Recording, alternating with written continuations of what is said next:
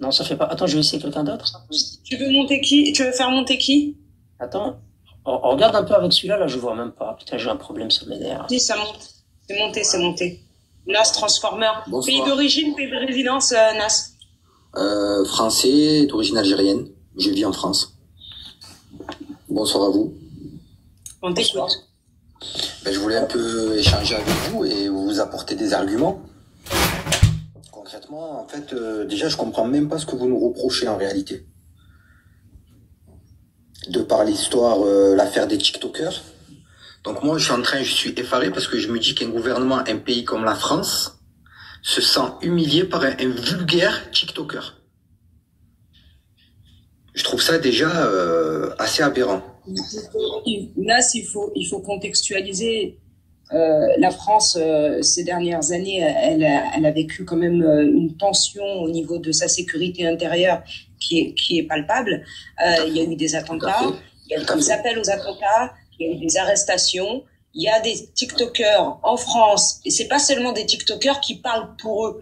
Quand ils appellent à troubler l'ordre public, voire à commettre des actes très graves en France, le problème, c'est pas seulement le fait qu'ils le fassent, c'est qu'ils le fassent au nom, si tu veux, en étant un relais du pouvoir algérien. C'est-à-dire qu'il y a une, comment dire, il y a des politiques algériens, il y a des représentants des politiques algériens, il y a un pseudo-lobby, parce que vous n'êtes pas aussi bien organisé que ça pour qu'on appelle ça un lobby. Il y a un pseudo-lobby algérien derrière qui pousse ces jeunes défoncés du crâne. Ils n'ont pas inventé les fils à couper le beurre. Qui pousse ces jeunes à tenir un discours violent à l'endroit de la France. Et alors, à la rigueur, ce serait pas si gênant que ça s'ils vivaient au moins dans leur pays. Or, non seulement ils vivent en France, pour certains ce sont des franco-algériens, enfants même de harkis pour beaucoup, mais pour d'autres carrément ce sont des quais des bars, ils viennent de débarquer du bateau. Je suis d'accord, mais tu vois, donc la France elle a le droit de se dire, mais si ces gens-là sont si hostiles à la France, pourquoi ils ne restent pas dans leur pays? Très bien, j'entends ton argument, mais je vais t'en opposer un, si tu veux bien. Qu'en est-il de l'affaire des gendarmes qui ont été arrêtés et enfermés dans des geôles sur le territoire français par l'armée israélienne? Est-ce que ça, c'est une j'ai envie de par ton intervention là tout de suite, tu montres que toi aussi tu es téléguidé par le pouvoir algérien, car comme le pouvoir algérien, tu fais de l'ingérence. Ce qui se passe entre Israël et la France regarde Israël et la France. Et en aucun cas, un Algérien ou l'Algérie a quelque chose à dire là-dessus. C'est entre la France et Israël, ça les regarde. Jamais un Marocain, jamais un Péruvien, jamais un Tunisien, jamais un Sud-Africain, jamais un Sénégalais ne viendrait dire à un Français pourquoi vous avez pas fait ça avec Israël. C'est entre Israël et la France. Ça n'a rien à voir. Ça ne regarde pas ni les Algériens ni l'Algérie. Ça me regarde, je suis franco-algérien. Je jette un œil sur l'actualité. Pourquoi ça n'émeut personne que l'on arrête là, quand tu montes sur le live, là, tout de suite, quand tu montes sur le live, oui. D'accord? Est-ce que tu montes en tant qu'Algérien pour défendre les positions algériennes ou est-ce que tu montes en tant que Français pour défendre les positions françaises? Je monte. Alors là, tu me demandes de faire un choix parce que j'étais dit initialement que je suis franco-algérien. Je suis fier. Oui, mais là, que dans la vie, tu ne fasses pas de choix, c'est normal. C'est très difficile de faire un choix entre sa mère et son père. Mais là, dans ta position, est-ce que tu montes en tant que Français pour défendre les positions de la France ou est-ce que tu montes en tant qu'Algérien pour défendre les positions de l'Algérie? Non, je monte en tant qu'Algérien pour défendre les positions de l'Algérie. Donc ce qui se passe entre Israël et la France ne te concerne pas là tout de suite dans le débat? Dans ce débat-là, d'accord. Donc toi non plus, puisque tu n'es pas algérienne. Moi, je suis ni algérienne, ni israélienne. Moi, je suis marocaine. Très bien. Donc ça ne te concerne pas ce débat algérien. Avec la France. Moi, j'ouvre le débat sur mon TikTok. C'est moi qui mène ici. Oui, c'est-à-dire que moi, je suis hôte de ce live. J'entends bien, mais tu peux quand même le reconnaître. C'est quand même assez. Je veux dire, c'est un peu deux poids deux mesures. Alors Nas. Mais oui, tu veux dicter à la France la politique qu'elle doit adopter avec un pays qui n'est pas le tien, en l'occurrence Israël? Mais exactement, parce qu'il faut pas faire deux poids deux mesures, il faut agir avec tout le monde de la même façon. Elle veut. Si tu veux Mais être elle fait ce qu'elle veut. si tu veux être respecté, parce que là, une fois de plus, ils se font... Bah alors, s'il faut pas, attends, j'entends. S'il faut pas faire dans deux poids, deux mesures. Et si tu viens là pour dénoncer le deux poids, deux mesures de la France, commence par dénoncer le deux poids, deux mesures de l'Algérie sur un truc simple, par exemple. L'Algérie, elle soutient le Polisario. Elle soutient les Azawad séparatistes au Mali. Elle soutient même maintenant les séparatistes kurdes. Pourquoi elle ne soutient pas les séparatistes du MAC? Pourquoi ce deux poids, deux mesures? Pourquoi, par rapport au MAC? Ben, Absolument. Pourquoi c'est deux poids, deux mesures de l'Algérie d'essayer de prôner l'autodétermination des peuples, sauf quand c'est un peuple qui se trouve sur soi-disant son territoire. Non, mais ça tombe bien parce que moi-même je suis d'origine kabyle. Donc je suis une kabyle. D'accord? Je suis originaire de la région de Tizi Ouzou. Nous, le MAC. Ça ne change rien, tu ne représentes pas les Kabyles. On n'adhère pas au MAC. Le non, MAC, tu n'adhères pas au MAC. Non, tu n'adhères pas au MAC. La majorité des Kabyles, et je vais t'expliquer pourquoi. Parce que alors, explique-moi comment ça se fait qu'aux élections présidentielles, vous êtes absent des scrutins quasiment. 0,20% aux élections. Pourquoi vous ne vous sentez pas concerné par la politique algérienne? Explique-moi d'où ça vient. C'est quoi? C'est une flemme que vous avez comme par hasard chez tous les Kabyles? De qui tu parles? Des Kabyles? Comment ça se fait que les wilayas de Kabyles sont celles qui sont le moins représentées dans le scrutin des élections en Algérie? Alors là, tu vois, tu viens de perdre, sans te manquer de respect, l'occasion de te taire. Parce qu'il faut savoir une chose, c'est que le gouvernement algérien, 80% du gouvernement algérien est kabyle. 90% non, c'est pas ce que je te dis. C'est pas ce que je te demande. Et tous les Kabyles, déjà, c'est faux. Déjà, ce que tu dis, c'est faux. Déjà, ce que tu dis, c'est faux. Mais en plus de ça, ça n'a rien à voir avec ce que je viens de dire. Moi, j'ai pas parlé de ceux qui constituent le gouvernement. Je te dis le scrutin, ceux qui votent pour les présidentielles. Comment ça se fait que dans les wilayas kabyles, ce sont ceux qui sont qui se lèvent le moins pour aller voter? C'est faux. C'est absolument faux. Et le 0,20% aux avant-dernières élections présidentielles, ça vient d'où? Ce 0,20%, personne ne sait d'où il vient, même pas toi, je pense. C'est les chiffres algériens. C'est les chiffres de l'Algérie. C'est faux, c'est faux. Si tu permets, alors c'est selon l'autorité nationale indépendante des élections. Donc c'est un organisme étatique algérien qui a été créé en 2019 et c'est un organisme qui supervise les scrutins et le taux de participation. Donc c'est cet organisme-là, étatique algérien. C'est pas un organisme ennemi de l'Algérie ou marzanite comme vous aimez dire, etc. Donc c'est vraiment quelque chose qui a été créé par le gouvernement en place et c'est ce gouvernement qui annonce les chiffres. Donc 0,18% à Béjaïa, 0,04% à Tizi Ouzou. Ce sont les 0,04%. Ce sont les deux principales, je termine. Ce sont les deux principales wilayas de la région qui comptabilisent à elles seules 3 millions d'habitants. Et ça, c'est une déclaration de Reda Boudra qui est élu justement à l'Assemblée populaire de cette wilaya et qui, lui, s'appuie sur les chiffres de cet organisme. Tu peux aller vérifier, l'autorité nationale indépendante. Non, mais je ne remets pas en doute. Voilà, je ne remets pas en doute. Très bien, je vérifierai, pas de souci. Pour répondre à ta question à Lou, lui disant ces chiffres-là, je ne sais pas où tu as été les chercher, ce sont des chiffres étatiques algériens. Très bien, ben je vérifierai, il n'y a aucun souci, je ne mets pas en doute ta parole. Très bien. Tu m'apprends quelque chose. Tout ça, mais en tous les cas, pour moi, en tous les cas, je perçois la chose. Je ne comprends pas pourquoi l'État français s'acharne avec les Algériens en ce moment. Parce que un TikToker, qui est pour moi, je ne considère même pas comme étant un Algérien, parce que si tu es Algérien, tu n'as pas à agir ainsi, et encore moins quand tu n'es pas sur ta terre. Mais là, on en a fait toute une affaire d'État pour rien en réalité. Mais le problème, tu sais ce qui est analysé dans tout ça? C'est quoi? Ce qui est pertinent au niveau de l'analyse par rapport à cette actualité d'il y a quelques jours, par rapport à ces influenceurs, etc. C'est pas juste d'analyser ce qu'ont fait ces influenceurs et la réaction de l'autorité française, etc. C'est aussi d'analyser un peu le phénomène des sociétés. Et quand on observe les Algériens vivant en France, oui. Le phénomène de masse dit que les Algériens soutiennent ces personnes, qu'il y a un acharnement contre ces personnes. Il y a toujours une manière de justifier un peu l'injustifiable, c'est-à-dire de dire ouais, mais vous n'avez pas compris ce qu'ils ont dit, ils ont parlé un dialecte que vous ne comprenez pas, et même s'ils ont appelé à couper des têtes, nous c'est normal, on le dit dans le langage algérien, mais c'est pas pour autant qu'ils vont aller découper une tête. Vous êtes dans cette posture de toujours justifier. Non, là tu englobe tout le monde. Pourquoi tu dis regarde. Mon ami, c'est pas toi qui es porte-parole ou moi des Algériens. C'est un phénomène. C'est un phénomène d'analyse qu'on a à travers les débats tous les soirs et à travers les réactions. Écoute, je vais te dire une chose, moi, non pas des personnes, tous les Algériens que je fréquente, même ceux qui vous représentent, en tout cas ceux qui vous représentent sur les plateaux TV, dans l'espace, dans l'environnement politique, il y en a pas. Dans la sphère médiatique, etc. Quand on observe un peu les franco-algériens qui ont une tribune et qui peuvent s'exprimer, ben eux tous, ils parlent de la même manière en disant vous vous acharnez contre les Algériens et ces gens-là, ils ont subi une injustice, etc., etc., etc. Ça, on peut pas le mettre en doute.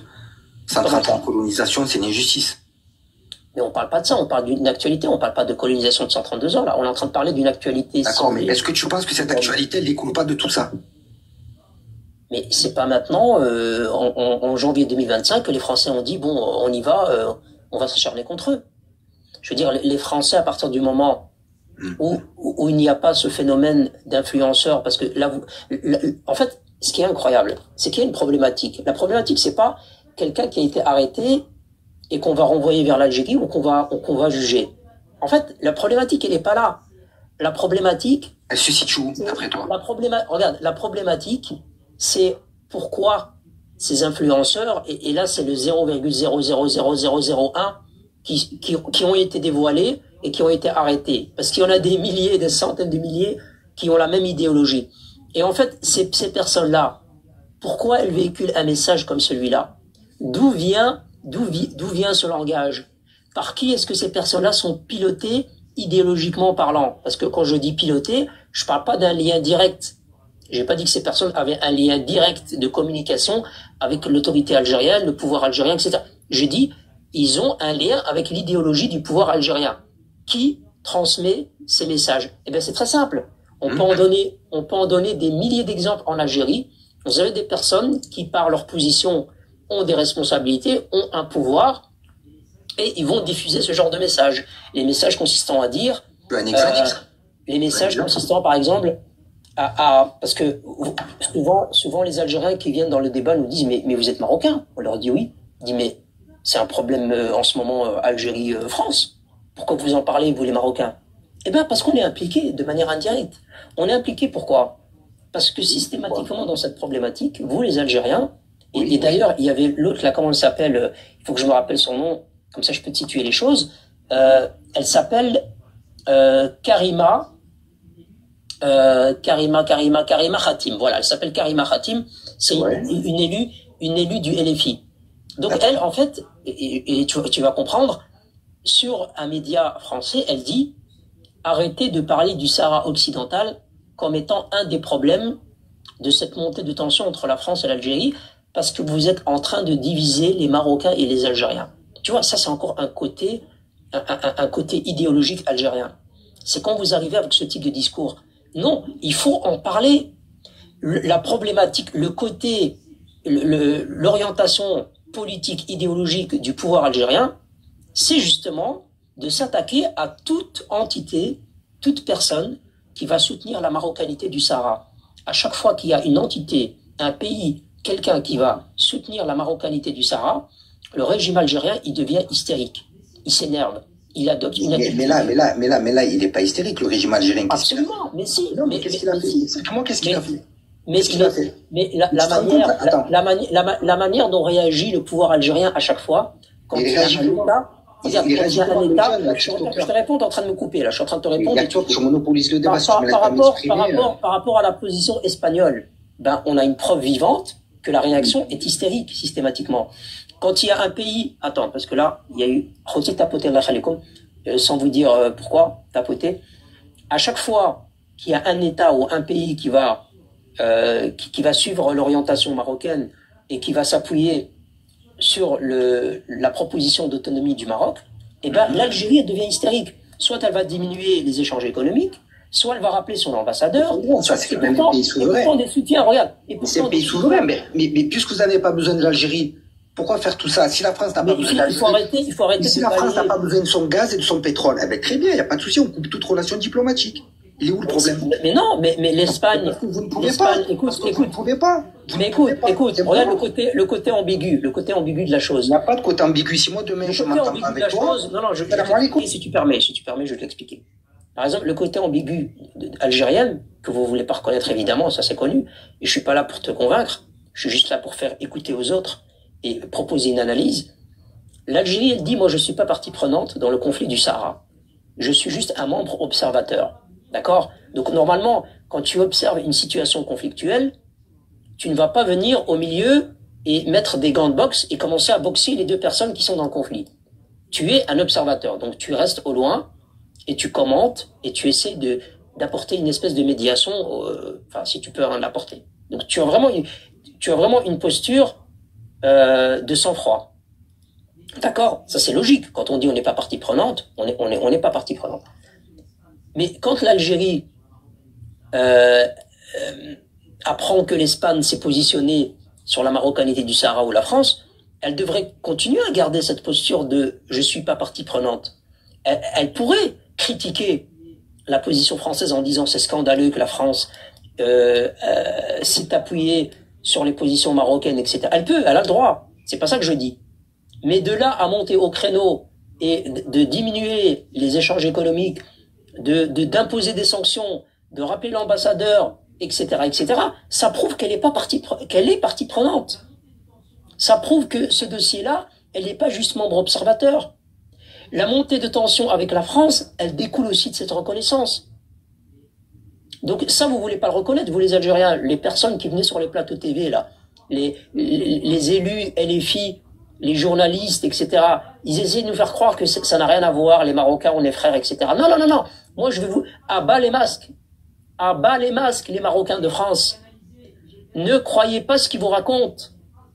Ils veulent d'un côté canaliser, ils veulent d'un côté, je termine juste la dernière phrase, d'un côté, ces gens-là, ils veulent canaliser la masse marocaine en France, parce que c'est des élus politiques, ils veulent essayer de faire comprendre aux Marocains, nous, on est là pour défendre les, entre guillemets, maghrébins de France, on est là pour lutter contre l'extrême droite, on est là pour défendre vos droits, les, entre guillemets, maghrébins, et quand vous avez le dos tourné, ils vont commencer à parler de Sahara occidental libre, le roi, etc. Vous tapez dessus quand vous avez le dos tourné. Ne vous laissez pas embobiner par rapport à ces gens-là. Ils vous veulent pas le plus grand bien. Vas-y, Artie, et après je veux parler de... La reconnaissance de la marocanité du Sahara par la France n'est pas une des raisons du fait que comment dire ça, n'est pas une des raisons de ce qui se passe entre l'Algérie et la France actuellement. C'est la raison. Parce qu'en termes d'intensité, le retrait de l'ambassadeur algérien en France, c'est bien retrait, hein, c'est pas un rappel, même si ce terme n'existe pas au niveau diplomatique, mais c'est le terme qui a été utilisé par l'Algérie, ne s'est fait que lorsque la France a reconnu la marocanité du Sahara. Il y avait eu avant quelques moments de tension, notamment suite à l'affaire Amira Bouraoui, etc., mais concrètement, l'Algérie, elle a tenté de tourner le dos à la France et elle a vraiment augmenté en intensité ses attaques par rapport à la France lorsque la France a reconnu la marocanité du Sahara. Donc c'est la cause principale et c'est la raison pour laquelle nous sommes concernés, nous en tant que Marocains.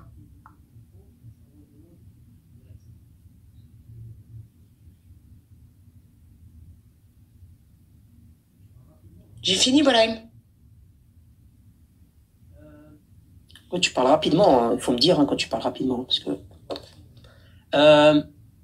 Nas, je t'ai envoyé une demande, il faut que tu la valides pour pouvoir reprendre le micro.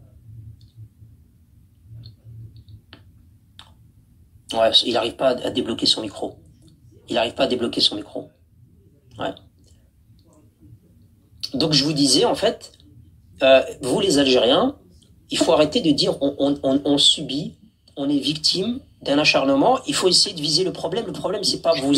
Tu m'entends? Oui, on t'entend. Ah, pardon. Non, je voulais juste dire une phrase, s'il vous plaît. Étant donné que, voilà, vous dites qu'il y a un souci, etc., mais il faut rompre les relations diplomatiques avec l'Algérie. Et puis tout est réglé, on n'en parle plus. Tu parles de qui? De la France ou du Maroc? De la France. De la France. Ah, de la France? Oui. Mais la France, je veux dire, c'est vous qui reprochez beaucoup de choses Non, mais à la France. nous, on reproche, certes, mais on se plaint pas. Les Français se plaignent, oui, vous manquez de respect, vous nous humiliez. Ah, mais si, vous vous plaignez. Non, nous, on se plaint pas. Non, mon frère, on se plaint pas. Ah, mais si, mais ça fait des années, je peux t'en citer des communiqués là où vous vous plaignez. Non, non, non. Sur le dernier communiqué, hein. Juste sur le dernier communiqué, l'extrême droite revanchard des haineuses ainsi que ses héros patentés au sein du gouvernement français mène actuellement une campagne de désinformation, voire de mystification contre l'Algérie. Elle se plaint. Ben, mais c'est réel, ça. Mais non, en quoi c'est réel? Mais, donc, en fait, Qu'est-ce que la droite a dit sur l'Algérie qui constitue une désinformation? Qu'est-ce que la droite a dit sur l'extrême droite? Parce qu'ils disent l'extrême droite, mais en réalité, par exemple, Sarah Knafo a donné des chiffres quant à une aide que verserait la France à l'Algérie, qui était... Et elle les a prouvés. Non, c'est faux, tu vois, tu continues. Elle les a prouvés. C'est faux, c'est faux, c'est faux. Elle les a prouvés, ces chiffres. Bon, écoute, ben, tu as raison. Qu'est-ce que tu veux que je te dise? On peut pas discuter. Qu'est-ce qui, toi, te fait dire que c'est faux? Quelle preuve tu as pour dire que c'est faux? Mais il faut lire les informations. D'ailleurs, elle a fait... Dis-nous l'information que tu as qui va prouver que c'est faux. Elle a fait elle-même un communiqué en disant, effectivement, c'est une aide que l'Algérie perçoit tous les 5 ans et non tous les ans. Non, c'est pas ce que tu racontes. C'est pas exactement comme... Vas-y, voilà. Attends, Brahim, et juste un dernier truc, mon frère. Après, je vous laisse parce que c'est difficile d'échanger. Non, mais si tu veux dire un dernier mot et partir et ne pas nous laisser répondre sur cette aide. Oui, je te laisse répondre après, mais laisse-moi parler 2 secondes.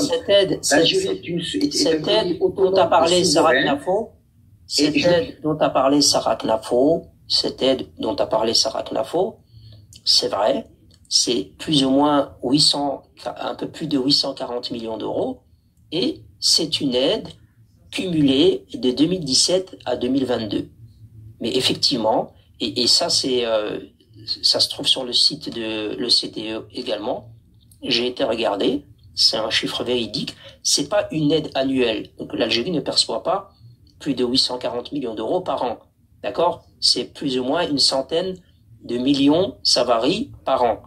Et donc ça, c'est le cumulé de 2017 jusqu'à 2022. Voilà pour ce chiffre-là, mais il y a bien une aide de développement qui est versée à l'Algérie, oui. En échange, la France avait des contrats juteux en échange de cette aide. Donc c'est pas une aide. Non, mais dans le programme, gazière et pétrolière.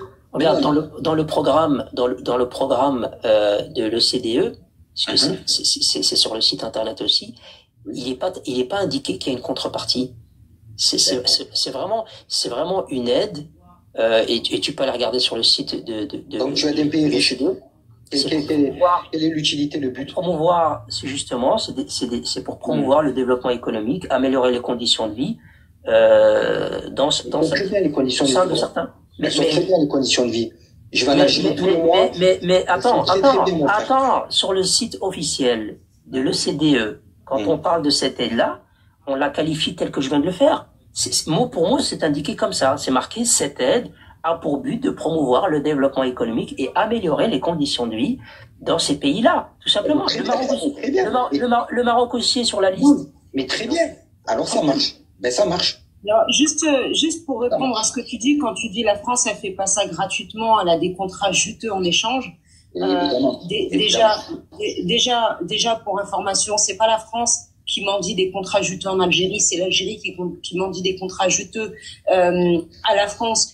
J'en veux pour preuve les propos de Karim Zeribi concernant l'industrie automobile, le fait que la France ait investi dans l'industrie automobile au Maroc et non en Algérie, alors que le parc automobile est plus grand en Algérie. Par ailleurs, c'est bien l'Algérie qui a demandé à Total de rester et qui a voulu allonger 2 milliards de dollars pour que Total puisse venir partager son savoir dans l'industrie du polypropylène. Et Total a refusé malgré les 2 milliards qui avaient été proposés par l'Algérie. Et ensuite, quand tu dis cette aide, elle sert à quoi puisque nous sommes un pays riche? On vit très bien. Vous vivez pas si bien que ça puisque vous êtes les plus grands haragas en Europe et vous vivez pas si bien que ça puisque quand on regarde les personnes qui sont en Algérie, elles se plaignent de devoir, elles se plaignent de ne pas avoir d'eau, elles se plaignent de vivre dans ce elles se plaignent. Oui, on s'en bat les couilles que tu as été à Marrakech. Elles se plaignent de devoir faire 5 heures de tabol pour avoir du lait. Elles se plaignent de faire tabol pour de l'huile. Elles se plaignent de pas avoir d'argent pour acheter le mouton de l'Eid. Aujourd'hui, ils en sont à faire des locations. Elles se plaignent de pas pouvoir acheter 1 kilo de bananes. Arrêtez de nous faire croire que l'Algérie, c'est l'Eldorado. Il se trouve que même les influenceurs qui ont appelé à commettre des exactions sur le sol français, ils ont tenté de faire croire ça, mais que dès lors qu'on essaie de les mettre dans un avion, ils commencent à pleurnicher, à s'afficher avec leur bébé dans les bras et à crier « je partirai pas, je partirai pas ». Donc faut arrêter 2 secondes.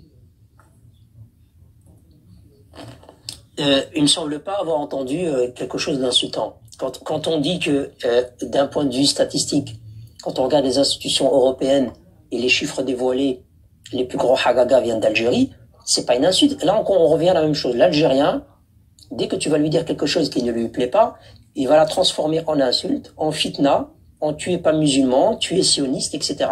Il est incapable, à un moment donné, de s'arrêter et de me dire montre-moi ta statistique, montre-moi ta source, etc. Il n'y avait pas d'insulte. C'est un fait évident.